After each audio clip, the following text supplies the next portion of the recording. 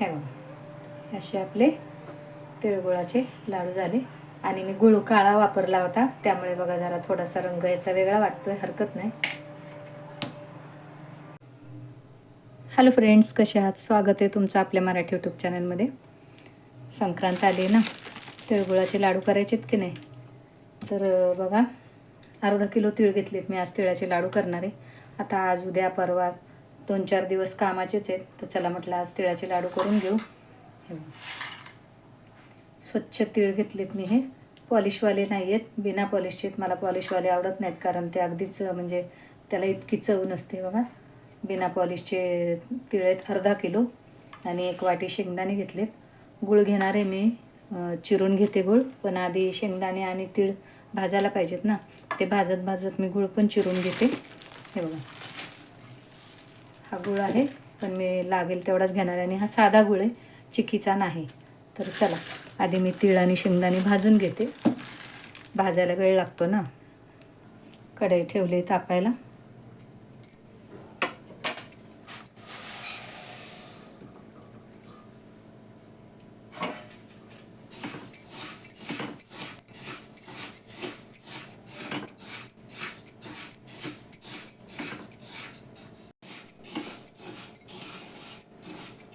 एकसारखं हलवत राहायचं, नाही तर मग तीळ करपायची भीती असते.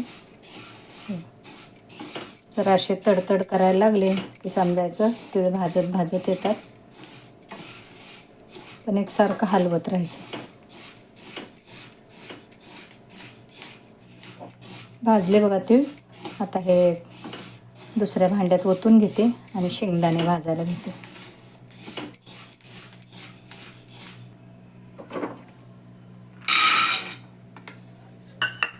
शेंगदाणे पण चांगले व्यवस्थित खरपूस भाजून घ्यायला लागतात. आणि मग शेंगदाणे भाजले की तीळ आणि शेंगदाणे गार होईपर्यंत मी गूळ चिरून घेते. शेंगदाणे पण बघा मस्त असे खरपूस छान भाजून घेतले. आता ह्याच कढईत पाक करायला घेते. गूळ बघा मी दाखवते तुम्हाला. हा बघा, गूळ घेतलाय, बारीक चिरून घेतला मी. ती 1 किलोची ढेप दाखवली होती ना मी तुम्हाला, ती मी अर्धी काढून घेतली. म्हणजे अर्धा किलो गूळ घेतलाय. हे शेंगदाणे बाजूला काढून घेते, त्याची सालं काढायची. त्याआधी कढईमध्ये गूळ पाक करायला ठेवते आणि मग शेंगदाण्याची सालं काढते मी. तीच कढई ठेवली, त्यात बघा मी अगदी 2-3 चमचे पाणी घालते. असं शेंगदाण्याचं साल राहिले काळं.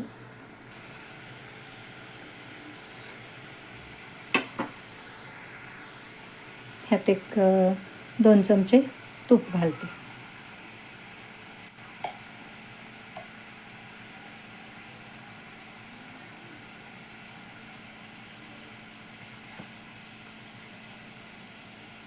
गूळ घालून घेते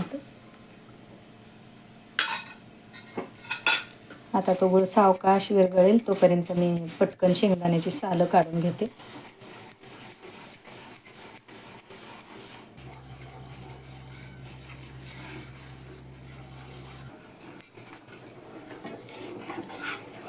एकीकडं शेंगदाणे भाजून हे बघा सालं काढून घेतले, थोडेसे वरवंट्यानं रगडून घेतले. आता आपण पाक बघू. आणि पाक, हा गूळ काळा होता ना थोडासा, त्याच्यामुळं पाक असा दिसतोय. हरकत नाही, पण मी नेहमी हाच गूळ वापरते. पाक बघूया आपण.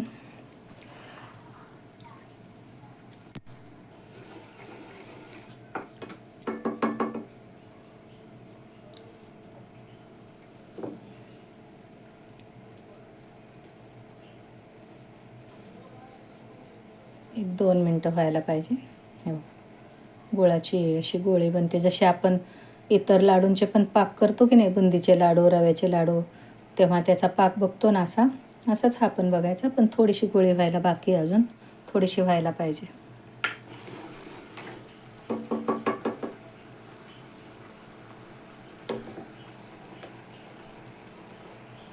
हे बघ, आता व्यवस्थित गोळी झाली.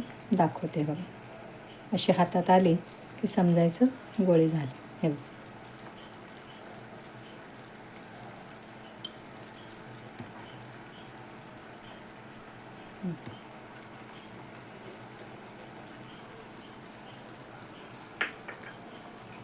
आता ते तीळ आणि शेंगदाणे मी त्यात घालून घेते.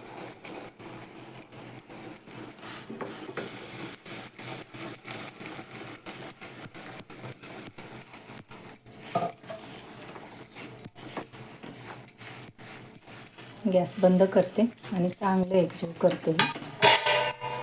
थोडीशी वेलची जायफळची पूड घालायची, ती नंतर घातली तरी चालेल. बघा हे सगळं चांगलं एकजीव करून घेते.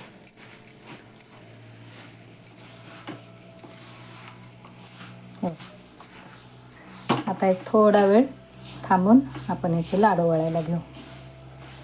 आता लगेच घेतले ना तर ते हातालाच पाक चिकटून बसतो, म्हणून थोडा वेळ थांबायचं जरा आणि मग घ्यायचे लाडू बनवायला.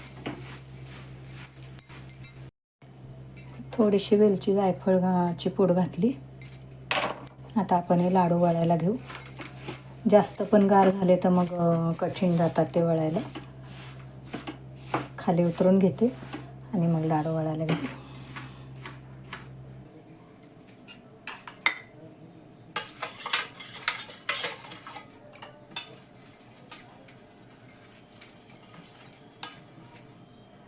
करायला घेते लाडू.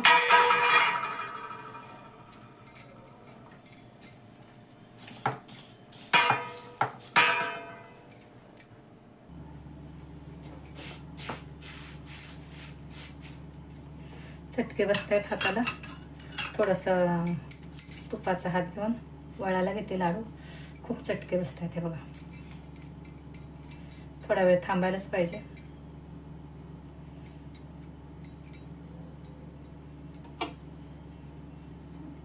ही एक कसरत असते लाडू वळायची पण.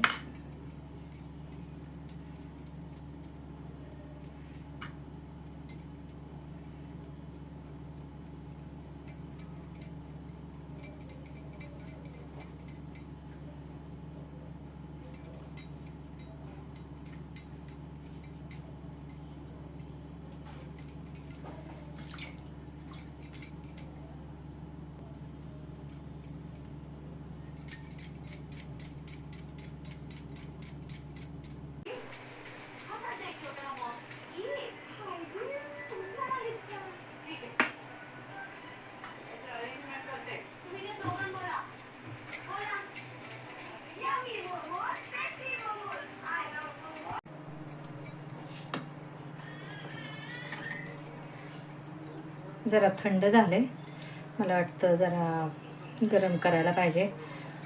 शेवटी मग जरा जास्तच त्रासदायक होतात हे लाडू. थोडं गरम करते.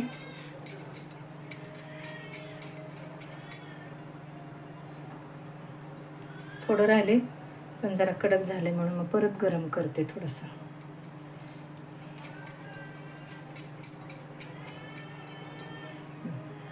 किंचित गरम करून घेते.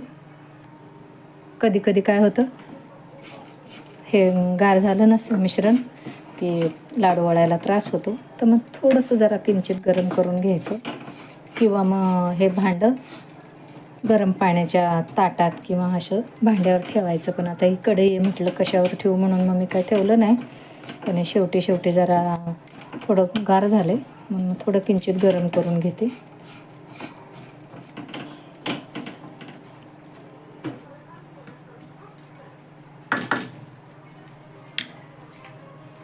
चटके तर चांगलेच बसलेत हाताला माझ्या. पण म्हणतात ना, लाडू करणं म्हणजे ही एक कसरतच असते.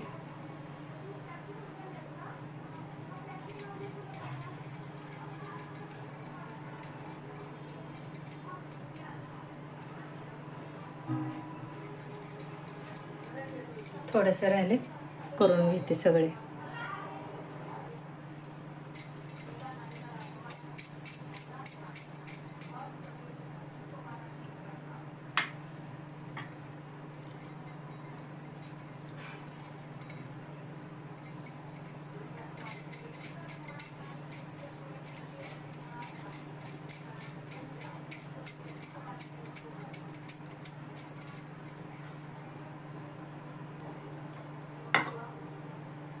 करून झाले एकदाचे. हे बघा हात बघा कसा झालाय. हे बघा झाले एकदाचे लाडू. चटके भरपूर बसले. म्हणतात ना, चटके बसल्याशिवाय कोणता एखादा दिवस जात नाही आपला. असे करून झाले. जरा थोडेसे मध्यम आकाराचेच केले. कसे वाटले कमेंट करून सांगा. तुम्हाला पुन्हा एकदा संक्रांतीच्या खूप खूप शुभेच्छा माझ्या मैत्रिणींना. तिळगुळ घ्या आणि गोड गोड बोला. हे